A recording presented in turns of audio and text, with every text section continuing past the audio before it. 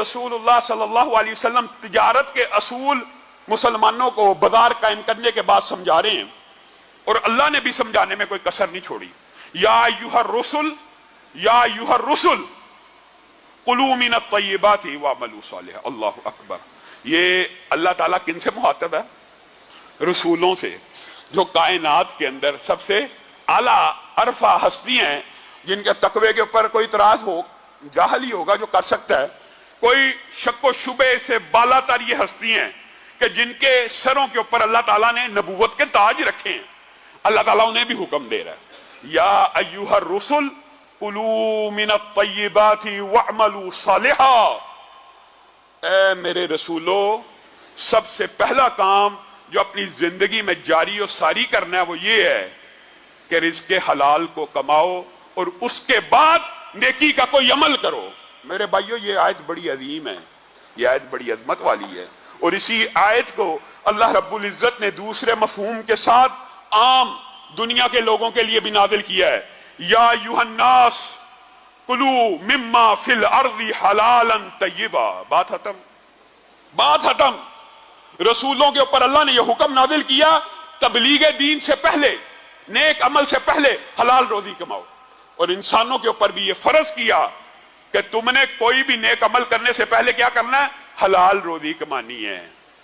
ये नहीं कि लोगों को चक्कर देखे हाजी साहब खाना कावा के चक्कर काटने के लिए जा रहे हैं, ये नहीं कि सिर्फ खंजीर ही हराम है। ये अजीब बात है, हमारे मुआशरे में खंजीर हराम है जी, शराब हराम है जी, सूद को भी कुछ लोग अल्लाह का शुक्र है हराम समझते हैं, हराम है जी, ये नहीं खाना। हराम पैसों से खरीदा गया बकरा भी हराम है, हराम पैसों से खरीदी गई मुर्गी भी हराम है। ये किसने आपको मुगालता डाल दिया कि सिर्फ खंजीर ही हराम है, शराब ही हराम है?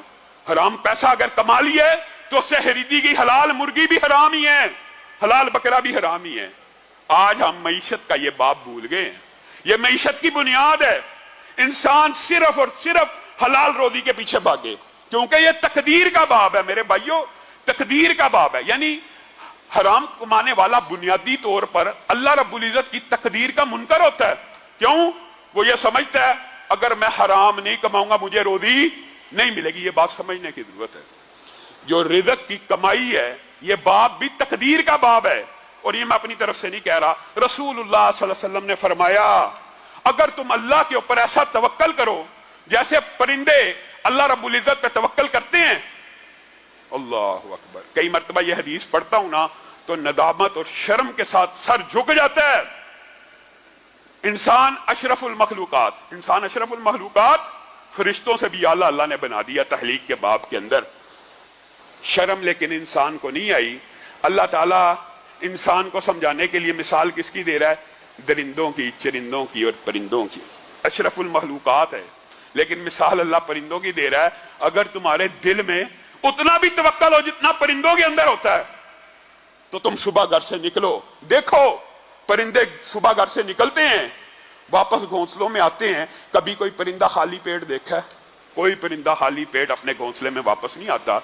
अगर तुम ऐसा ही तवक्कल करना शुरू करो तो अल्लाह ताला तुम्हें ऐसे ही रिज़्क़ देना शुरू कर देंगे जैसे परिंदों को देते हैं। गोया ये बाब तकदीर का बाब है। हराम कमाने वाला सबसे पहला अपना ये अकीदा बनाता है, ये मेरा इंटेलेक्ट है, ये मेरी साजिश है, ये मेरी चालाकी है, ये मेरी होशियारी है जिसकी वजह से मैं रिज़्क़ कमा रहा हूं। बदबख्त आदमी, ये तो तकदीर है।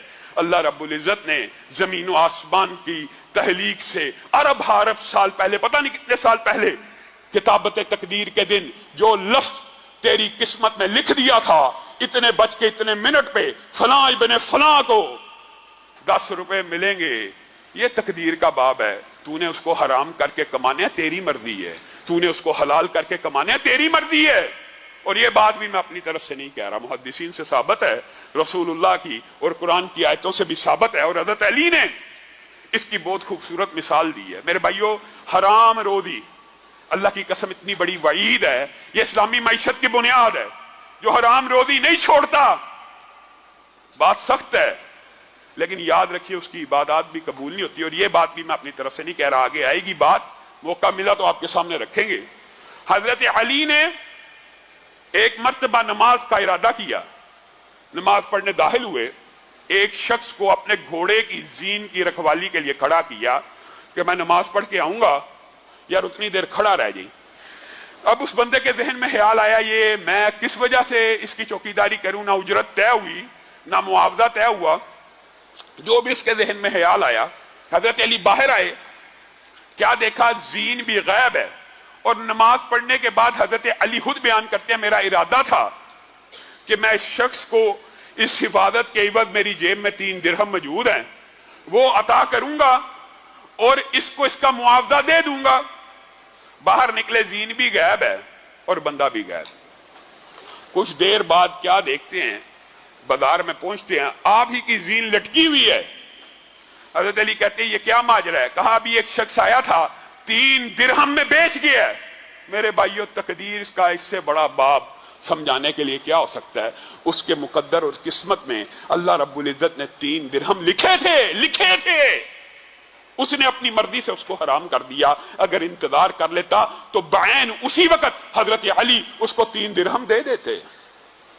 آپ کو کسی نے مغالطہ ڈالا ہوا ہے کہ اگر میں یہ سازش، یہ چلاکی، یہ پلاننگ، یہ فراڈ، یہ دھوکہ نہیں کروں گا مجھے 10,000 نہیں ملے گا. اللہ کی قسم ملے گا. اللہ نے لکھ دیا جو ہے وہ ملے گا. تیری مرضی ہے حلال کر کے کھا لے یا حرام کر کے کھا لے، یہ انسان کی اپنی مرضی ہوتی ہے. اور میرے بھائیوں، یہ حلال کیوں کھانا ہے؟ ایک تو رسولوں کو مجھے بتائیے، اللہ رب العزت نے کچھ احکامات نبیوں کے بارے میں بھی ایسے نازل کیے، انسان حیران و ششدر رہ جاتا ہے. ویسے تو انسان یہ سوچتا ہے نا کہ نبیوں کی جو زندگی ہے وہ بڑی قیمتی ہوتی ہے، ان کا وقت بڑا قیمتی ہوتا ہے، اور ہوتا ہے. لیکن اللہ رب العزت نے ایک تو حلال روزی کمانے کے اعتبار سے، اور دوسری وہ جو حدیث ہے کہ کوئی نبی ایسا نہیں گزرا جس نے بکریاں نہ چرائی ہوں. دیکھیں اللہ تعالیٰ نے ہر نبی سے بکریاں چروائی. کس لیے؟ معاملہ فہمی کے لیے. اللہ رب العزت یہ چاہتے ہیں، ایک تو آپ کو اور مجھے سبق دلانا بھی مقصود ہے کہ اگر کائنات کی سب سے اعلیٰ عرفہ ہستیاں جن کا وقت سب سے زیادہ قیمتی ہے وہ بکریاں چرا سکتی ہیں، تجھے بھی محنت مزدوری کرنے میں کوئی شرم، کوئی آر، کوئی باک نہیں ہونا چاہیے. دوسری، اللہ رب العزت اپنے نبیوں کی یہ ٹریننگ کرتا ہے کہ جانوروں کے ساتھ بھی کس طرح معاملہ کرنا ہے. تو پھر انسان کو یہ بھی سمجھ آ جاتی ہے انسانوں کے ساتھ معاملہ کیسے کرنا ہے. یہ ایک الگ لمبا چوڑا تفصیلی باب ہے. لیکن میرے بھائیوں، میں اور آپ شارٹ حرام روزی کا کمانے کی ایک جو انٹینشن ہوتی ہے نا، بنیادی طور پہ ہوتی ہے شارٹ کٹ، کہ میں بڑی جلدی کما لوں. انبیاء تو بکریاں چرا کے محنت مزدوری کر کے کماتے ہیں، تیرا ٹائم ان سے بھی زیادہ قیمتی ہے. اسی لیے رسول اللہ صلی اللہ علیہ وسلم نے یہ بھی کہہ دیا، جو حلال رزق کمانے والا تاجر ہے، تاجر صرف تاجر ہے.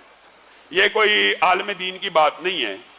ٹھیک ہے، علم کی بڑی فضیلت ہے، ایک عالم کئی عابدوں سے بہتر ہوتا ہے، لیکن یہاں پہ رسول اللہ صلی اللہ علیہ وسلم نے کسی عالم کا ذکر کیا، یہاں پہ کہا ایک تاجر، ایک ایماندار تاجر کل قیامت کے دن انبیاء شہداء کے ساتھ ہوگا.